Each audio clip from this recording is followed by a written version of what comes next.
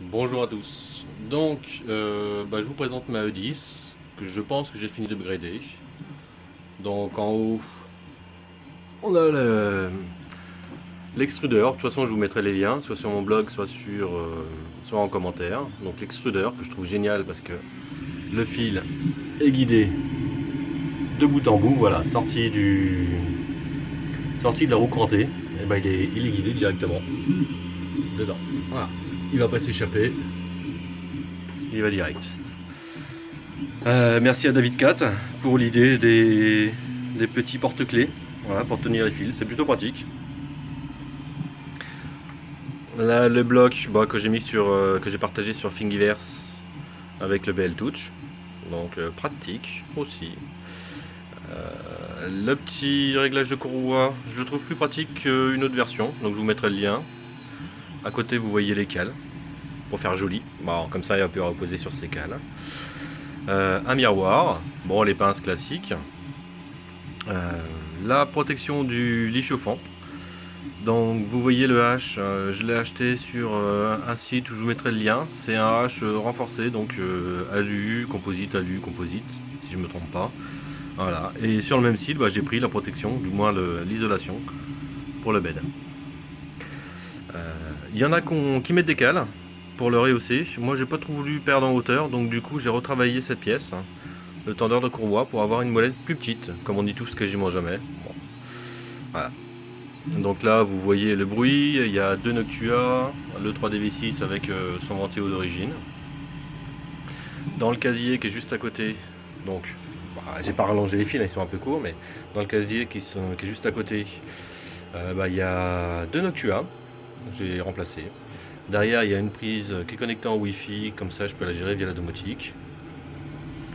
Ici, le Raspberry avec ses caméras que j'utilise via Telegram pour avoir les retours. Et aussi avec Octodroid, le logiciel sur mon téléphone. En gros, je suis dans ma pièce, je bouge pas de ma pièce, je peux lancer mes prints, je peux arrêter l'imprimante, je peux la redémarrer autant que je veux. Ça me fait des retours dans ma domotique, c'est bien pratique. Et j'ai rajouté un petit bandeau LED. Voilà. Plus, hop, sans oublier comment on appelle ça, le Smoke Sensor. Bon, c'est un outil de Fibaro.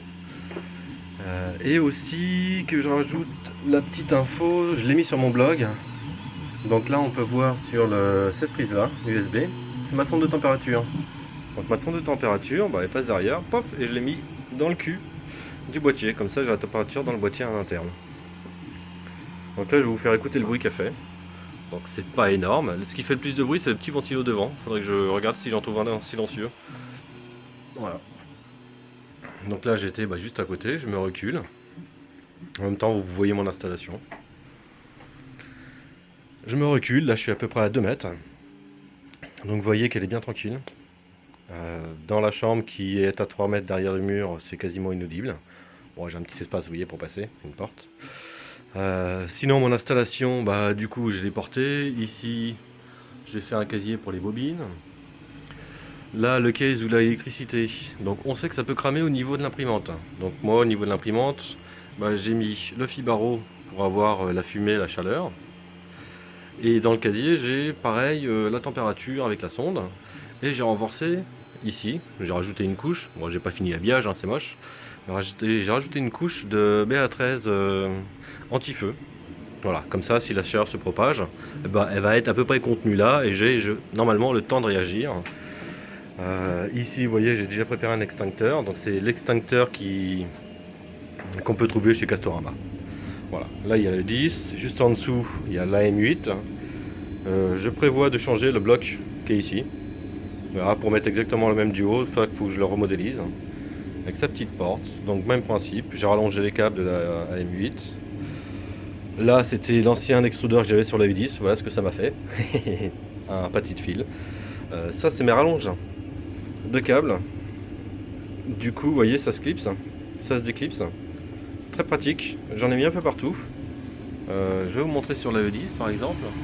Voilà, il y en a là, ça me permet de débrancher les ventilateurs, de les interchanger avec d'autres sans avoir besoin de repasser tous les câbles. Là pareil, si on regarde bien ici, voilà, il y en a là. Attendez, hop, voilà. Hop, là, il y en a là. Et pareil au niveau du boîtier, bon, j'ai rallongé tous les câbles pour la MU8, donc équipé pareil hein, d'un Octoprint avec des upgrades, ça j'ai déjà fait sur mon blog.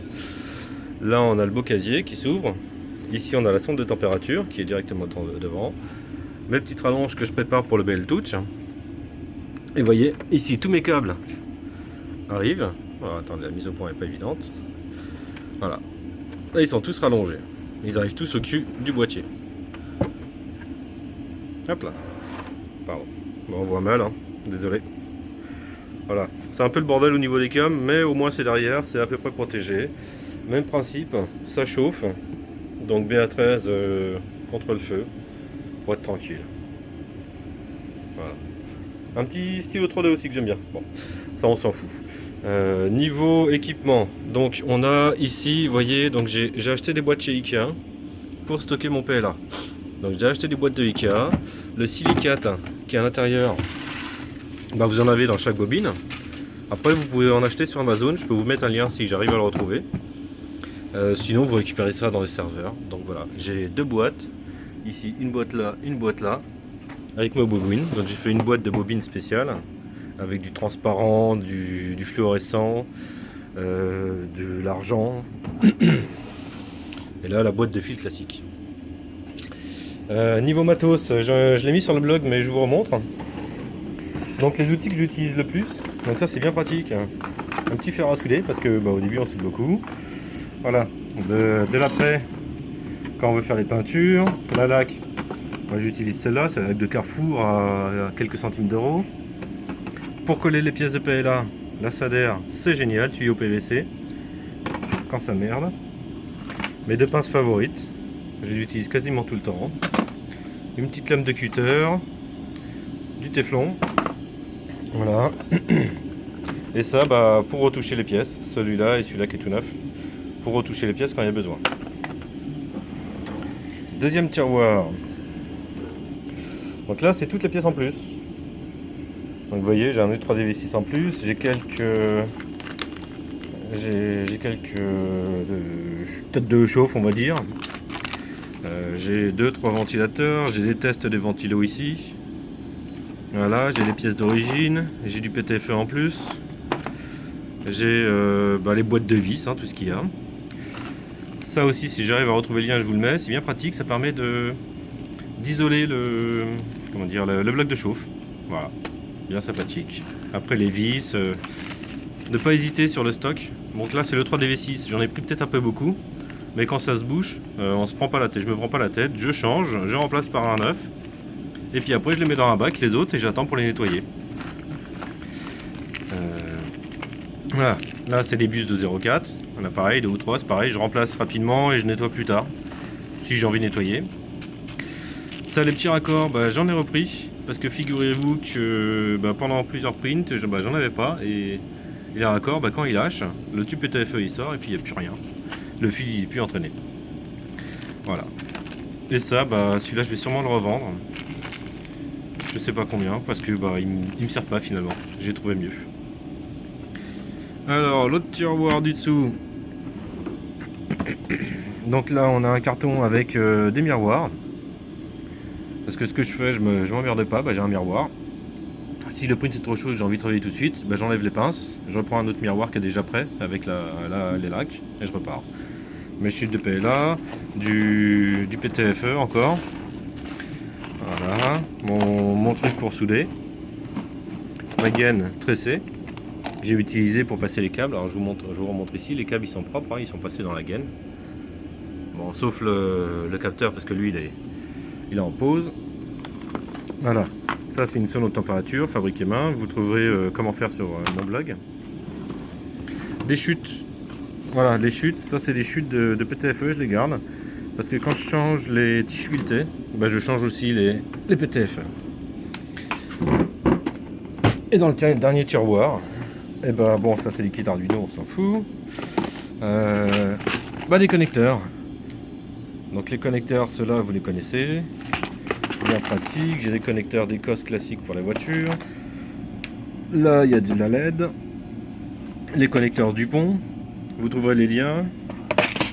Là de la gaine thermique. Et vous voyez, j'ai bien utilisé la gaine thermo. Hein. et de la gaine thermotransparent.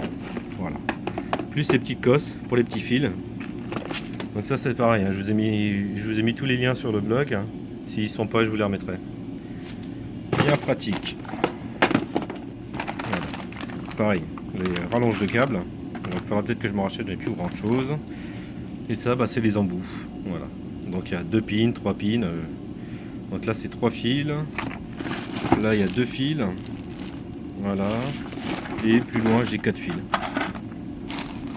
Donc ça fait beaucoup de matos hein, à acheter au fur et à mesure. Ça fait 1 an que je fais de l'impression 3D, que je upgrade tout le bazar.